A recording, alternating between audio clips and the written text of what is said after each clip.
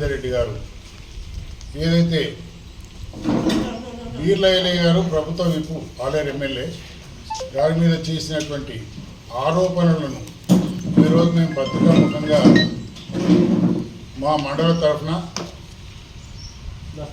Black తరఫున నేను ఒక బ్లాక్ అధ్యక్షుని ముఖ్యంగా మరి నిన్న ఏదైతే మాజీ ఎమ్మెల్యే గారు ఆరోపణ చేసిండ్రో వారు మీడియా ముందు కొన్ని పేపర్లు చూపిస్తూ ఆరోపణ చేయడం జరిగింది. మేము ఒక్కటే సూటి ఒక ప్రశ్న అడుగుతున్నాం మాజీ ఎమ్మెల్యే గారిని, మీరు నిజంగా విచక్షణతో మాట్లాడుతున్నారా, విచక్షణ కోల్పోయి మాట్లాడుతున్నారా? ముఖ్యంగా మీరే అన్నారు 150 మందికి రిజిస్ట్రేషన్ అయిందని. ఆ 150 మందిలో ఇక మా దగ్గర కూడా ఉంది ఎవిడెన్స్. ఇందులో ఎక్కడైనా బీర్ల ఎల్లయ్య గారికి సంబంధించి, వాళ్ళ కుటుంబానికి సంబంధించి, వాళ్ళ మిత్రులకు సంబంధించి ఇంకా ఎవరికైనా ఉమ్మడి నల్లగొండ జిల్లాలో ఇందులో ఒక పేరు కనుక ఉంటే మేము బీర్ల ఎల్లయ్య గారి తరఫున దేనికైనా ఒప్పుకుంటాం.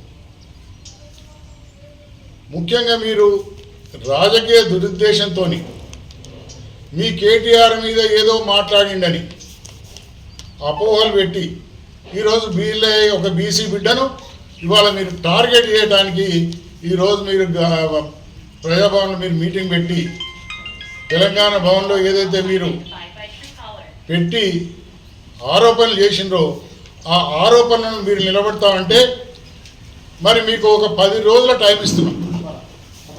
మరి మీరే అన్నారు సిబిఐతోనా ఈడీతోనా ఎంక్వైరీ పెట్టియాలని. మేము కూడా దానికి సిద్ధం. మేము కూడా ముఖ్యమంత్రి గారికి చెప్తాం. నిజంగా కనుక మరి ఎల్లయ్య గారి మీద ఏదైనా ఆరోపణ ఉంటే నిజ నిర్ధారణ చేసి మరి అటువంటిది నిజమే అయితే మేము మా బీర్ల ఎల్లయ్య గారితో రాజీనామా చేయించడానికి సిద్ధంగా ఉన్నాం. ఎల్లయ్య గారు నియోజకవర్గంలో వారు కొన్ని సేవా కార్యక్రమాలు చేసుకుంటూ ఈరోజు మీకు చేతగాని పనులు ఆయన చేస్తుంటే మీరు ఓర్వలేక,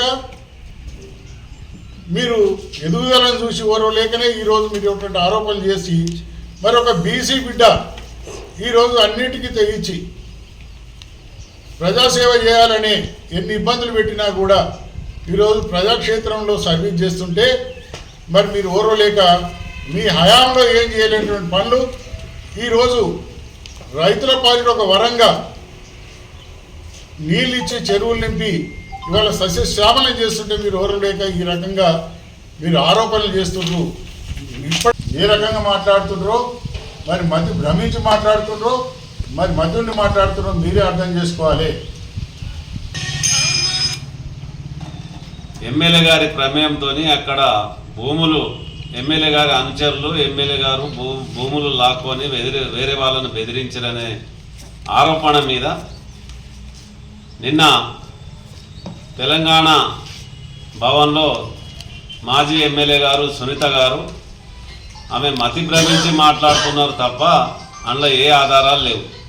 ఆమె చూపించిన ఆధారాల్లో మా దగ్గర కూడా అవే డాక్యుమెంట్లు ఉన్నాయి. ఇందులో బీర్ల ఎల్లయ్య గారి పేరు మీద కానీ ఆయన అనుచరుల మీద కానీ వాళ్ళ బంధువుల మీద కానీ ఏ ఒక్క డాక్యుమెంట్ ఉన్నా మీరు నిరూపిస్తే మేము దేనికైనా సిద్ధం. ఒకటి ఆలేరు కాన్ఫరెన్స్లో తను ఉనికి కోల్పోతున్నదని భయంతో లేనిపోని అబండాలు తన ఉనికిని కాపాడుకోవడానికి బుద్ధులను ప్రయత్నం చేస్తున్నారు.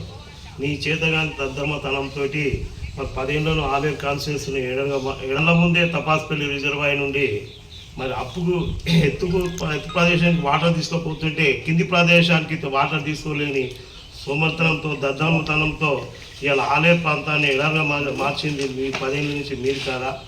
దాన్ని ఇవాళ దృష్టిలో పెట్టుకొని రైతే వెన్నుముక రాజ్యానికి అని చెప్పి ఆలోచనతో మరి అటు ఉత్తమ్ కుమార్ రెడ్డి గారి సమక్షంలో వెంకటరెడ్డి గారి ఆధ్వర్యంలో మన ఆలేరు కాన్ఫరెన్స్ సస్యాలను చేయాలనే ఆలోచనతో ఇవాళ ప్రతి గ్రామానికి చెరువులు నింపే బాధ్యత తీసుకొని చేస్తున్న సందర్భంలో నన్ను మర్చిపోతుండ్రు అని చెప్పి ఆలోచనతో ఇవాళ పత్రిక ముఖానికి రావడం జరిగింది.